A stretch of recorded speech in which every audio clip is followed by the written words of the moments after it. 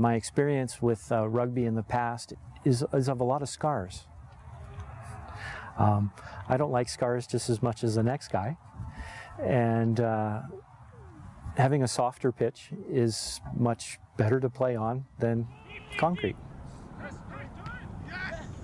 There are pitches in Edmonton that are next to concrete, and you hear nothing but complaints from the players from this club going to other clubs. I'm saying, oh man, well, I don't want to play on those things. You know, they're like stone. And then you come here and we've had absolutely nothing but compliments that the rugby players would rather be tackled here than somewhere else. Good job, Jim. 3 weeks ago, we had the Junior Rugby Championships for all of Canada, the best junior rugby in Canada. And the last day, it rained. And I mean, it rained good. I mean, it rained really good.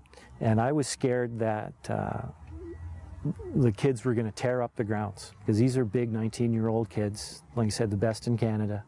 And I was scared for my grounds, thinking that the club is going to somehow have to spend all this money to repair our pitch. So they played on the last pitch just in front of me here, and I was amazed, and everybody else was amazed, that it held up.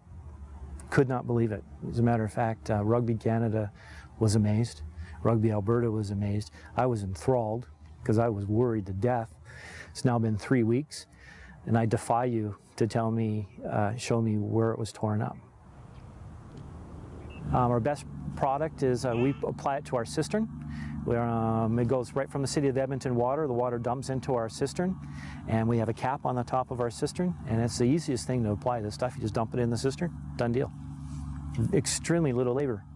And as far as maintenance and advice, you can't go wrong here, because it's almost trouble-free. Yes, you'll have, you know, a few patches and repairs that you got to do with, but it recovers very well. This is an example of a typical scar on the pitch, and what is remarkable, again, is that this happened 3 days ago. And if I actually peel this grass back, you can start to see where everything is beginning to heal itself.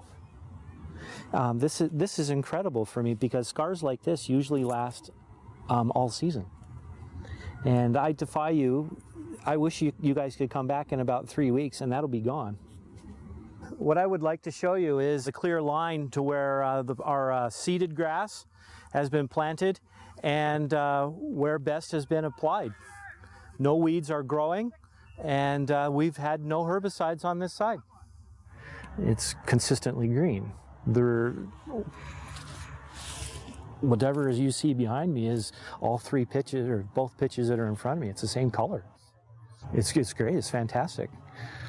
I relish actually coming to work and seeing the green. Right here is where our irrigation system cuts off, and you can now see the bleed after 3 weeks to where it's beginning to bleed into the next grass. And the line is nice and cut and dry.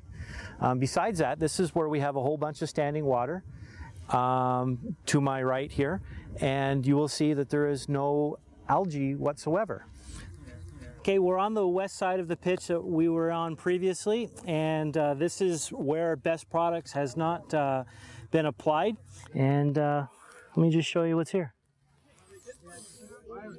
The ground maintenance has been incredible. The small repairs that we've had to do are far and few between, really. Other than mowing the grass, it grows very well and recovers well. Again, you can be on a weekly schedule and keep up with everything. The Best product that is supplied to us has conditioned our ground enough to where I believe we have the best pitches in Edmonton. Our grass is greener and it's softer than everybody else around. These pitches here are used practically every day except for Friday and Sunday, and sometimes on Sunday.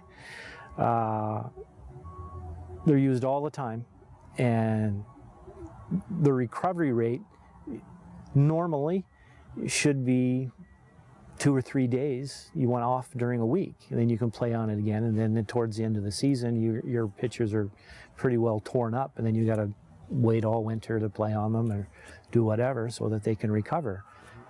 We're recovering here in 3 weeks. I'm amazed. Our club is amazed.